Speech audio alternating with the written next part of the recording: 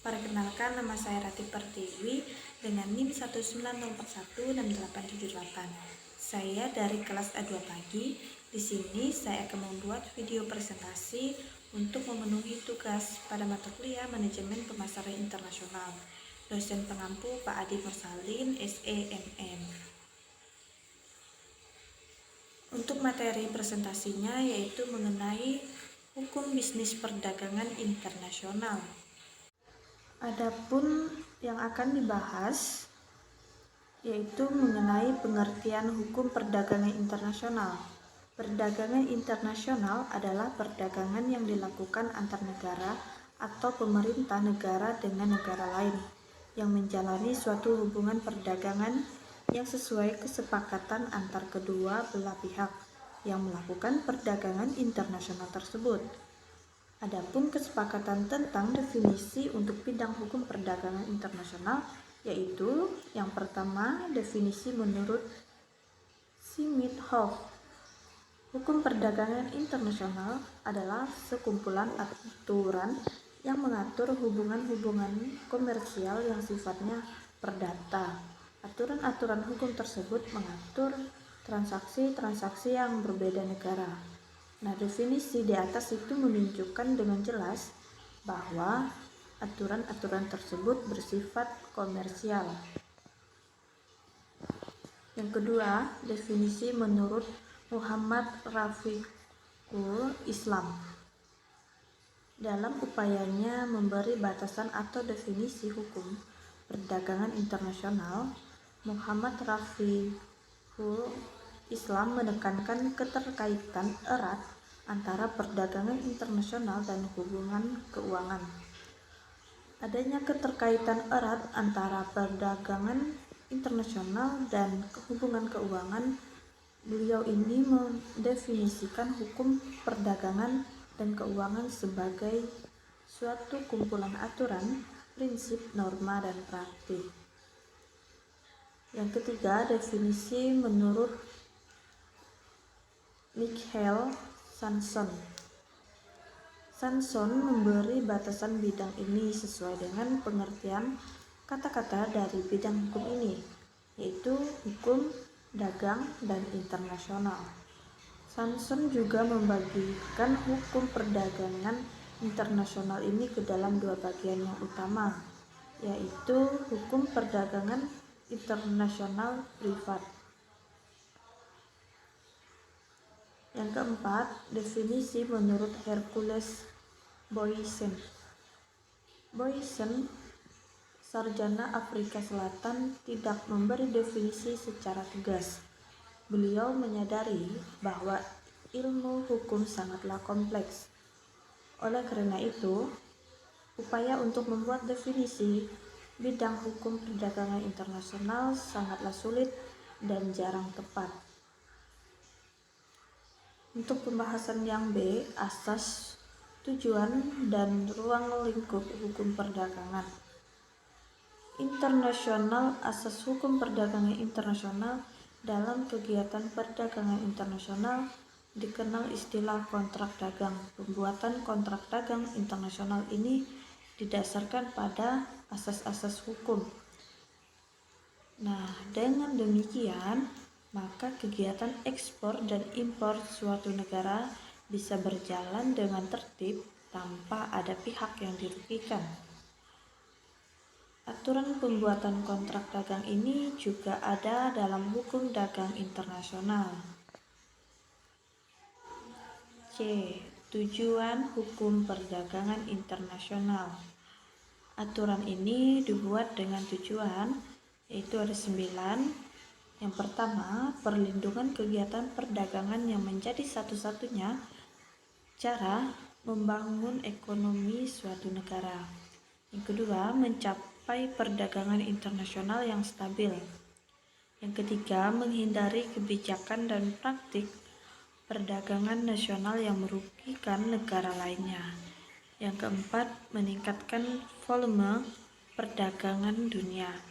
Yang kelima, menciptakan perdagangan yang menguntungkan bagi pembangunan ekonomi setiap negara.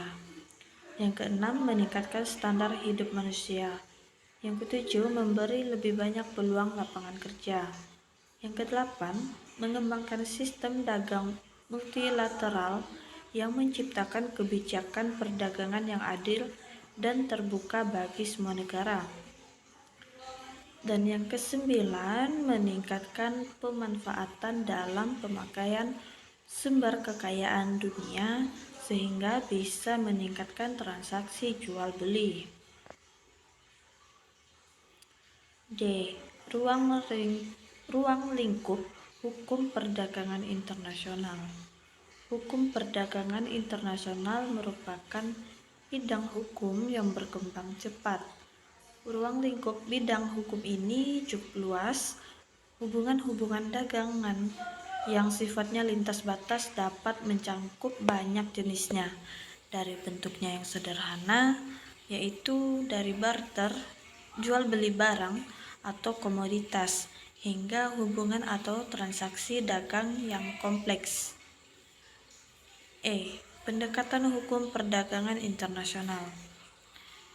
Luas bidang cakupan dalam hukum perdagangan internasional membuat cakupan yang dikajinya sulit untuk dapat tumpang tindih dengan bidang-bidang lainnya. Misalnya dengan hukum ekonomi internasional, hukum transaksi bisnis internasional, hukum komersial internasional, dan lain sebagainya. Adapun tujuan dari hukum perdagangan internasional yaitu ada 6. Yang pertama, untuk mencapai perdagangan internasional yang stabil dan menghindari kebijakan-kebijakan dan praktik-praktik perdagangan nasional yang merugikan negara lain. Yang kedua, untuk meningkatkan volume perdagangan dunia dengan menciptakan perdagangan yang menarik dan menguntungkan bagi pembangunan ekonomi semua negara. Yang ketiga, meningkatkan standar hidup umat manusia. Yang keempat, meningkatkan lapangan kerja. Yang kelima, mengembangkan sistem perdagangan multilateral. Dan yang keenam, meningkatkan pemanfaatan sumber-sumber kekayaan dunia dan meningkatkan produk dan transaksi jual beli barang. Adapun dampak perdagangan internasional terhadap perekonomian Indonesia.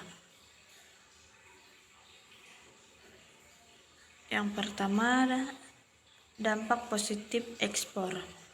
Itu mencakupi perluasan lapangan kerja, meningkatkan cadangan devisa, dan memperluas pasar karena dapat memasarkan hasil produksi ke seluruh dunia.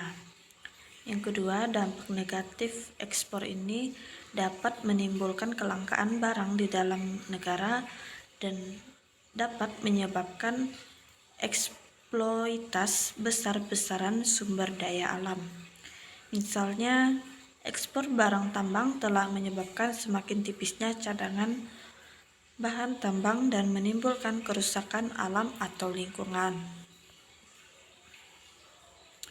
Yang ketiga, dampak positif impor, yaitu untuk meningkatkan kesejahteraan konsumen karena masyarakat Indonesia dapat menggunakan barang-barang yang tidak terdapat di dalam negeri dan meningkatkan industri dalam negeri, terutama yang bahan bakunya berasal dari luar negeri. Dan dengan adanya impor ini yang memungkinkan terjadinya ahli teknologi modern untuk mengurangi ketertinggalan kita dengan bangsa yang sudah maju. Yang keempat, dampak negatif impor untuk menciptakan pesaing bagi industri dalam negeri. Menciptakan pengangguran artinya kita telah kehilangan kesempatan untuk membuka lapangan kerja, dan konsumerisme artinya konsumen berlebihan, terutama untuk barang-barang mewah. Sekian materi presentasi saya, semoga bermanfaat untuk kita semua. Saya ucapkan terima kasih.